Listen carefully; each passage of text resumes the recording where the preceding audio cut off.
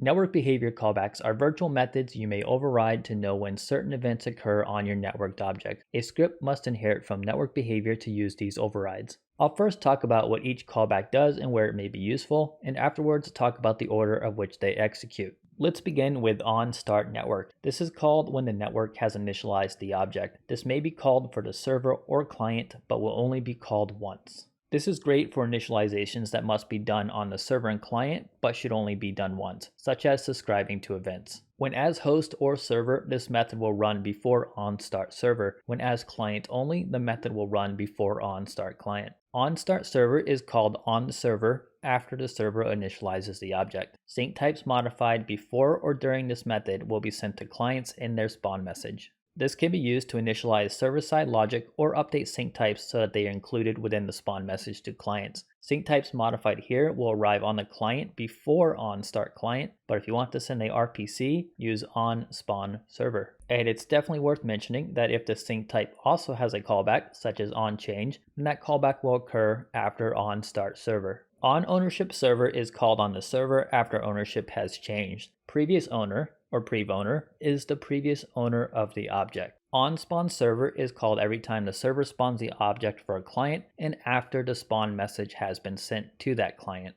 OnSpawn server can be useful for sending remote calls or data to clients. Any data sent here will arrive after the spawn message and after onStart client. This method will call for every connection the object spawns for. And with onSpawn server, there is of course onDespawn server. This is called on the server before a despawn message is sent to the connection. Can be useful for sending remote calls or actions to clients. Any data sent here will arrive before the despawn message and before onStop client. There's also onStop server, which is called on the server before deinitializing the object. You might use onStop server to deinitialize or clean up any server-only items related to this object. We are now arriving at the client section of this with onStart client. This is called on the client after initializing this object. By the time this method is called, all network information and sync types are synchronized with the client. You may initialize for the owning client by checking if base.isOwner within this method. There are also stop callbacks just like with the server. You have onStop client, which is called on the client before deinitializing the object. Clients can also get notifications when an owner changes for an object, and that comes in through the onOwnership client.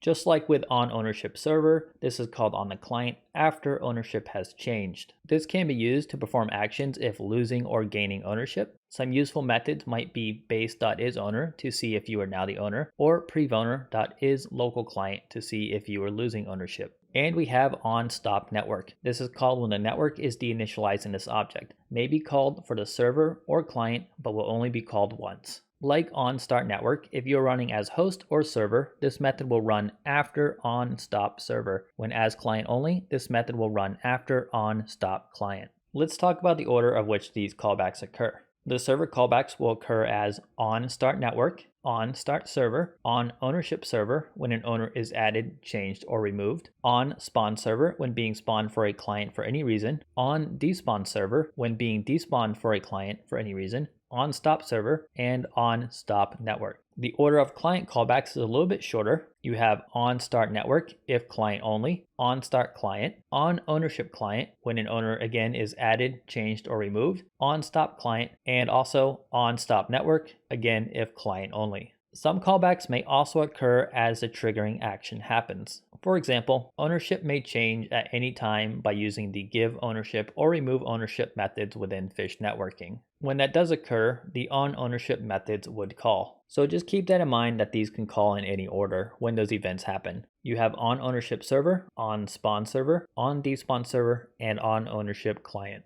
And there's one very important thing that you need to keep in mind. When running as host, so client and server, a tick may pass between the server callbacks and the client callbacks. For example, the server callbacks may occur on tick 1, while the client callbacks may occur on tick 2, even if you are as host. This is intentional, as the server provides the callbacks first, then the client provides them after receiving the information over the network.